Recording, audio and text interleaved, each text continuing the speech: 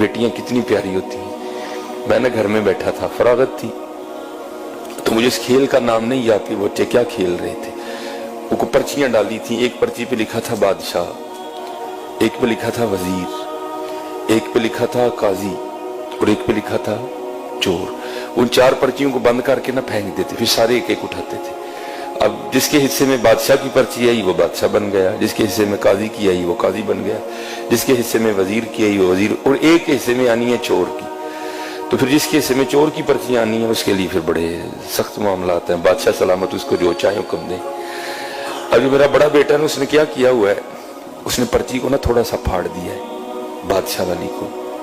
تو بیٹیوں کو نہیں پتا چل رہا کہ بڑا بھائی ہمارے ساتھ کیا کر رہا ہے, تو وہ بار بار بادشاہ بن رہا ہے. وہ بیچاری کبھی کوئی چور بن رہی ہے, کبھی وہ کسی کو کہہ رہا ہے میری جوتی پالش کرو, کسی کو کہہ رہا ہے. میں بیٹھا دیکھ رہا ہوں سارا. میں نے کہا یار ایک ہی کرنا ہے. میں نے کہا جی مجھے بھی کھلاؤ.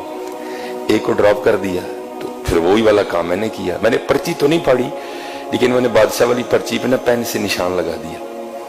اب 2-4 بار بادشاہ بن کے میں نے اسے خوب کام کروایا. تو میں نے کہا چل یار ہوں بچیاں بھی بادشاہ بنائیے. تو میں نے اپنی بڑی بیٹی کو کہا کہ یہ جس پہ نشان لگا نا تو نے یہ پرچی اٹھانی ہے. اب بادشاہ والی اس نے اٹھا لی, تو میرے حصے میں آ گئی چور والی پرچی. اب سب نے بتانا تھا کہ کیا پرچی آئی ہے, تو سب نے بتایا. تو اینڈ پہ نا مجھے سارے کہتے ہیں جی بابا آپ کیا بنے ہیں. تو میں نے کہا جی میں چور بنا. میں حضور کے ممبر پہ بیٹھا ہوں, میں جھوٹ نہیں بولوں گا. میری چھوٹی بیٹی رو پڑی اور میرے گلے لگ کے کہتی میرے بابا چور نہیں ہے. میرے گلے لگ کے رو پڑی. خدا ممبر پہ بیٹھا ہوں حضور کے, میں جھوٹ نہیں بول رہا. حالانکہ میں ایسی باتیں نہیں سناتا, یہ آپ کی دلجوئی کے لیے سنا رہا ہوں کہ بیٹیوں کے لیے کبھی ایسا فکرہ نہیں بولنا. یہ رحمت ہوتی ہے.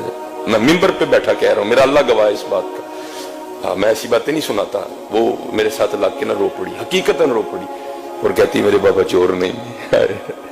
یہ رحمت ہے. بیٹیوں سے محبت کروا دیں.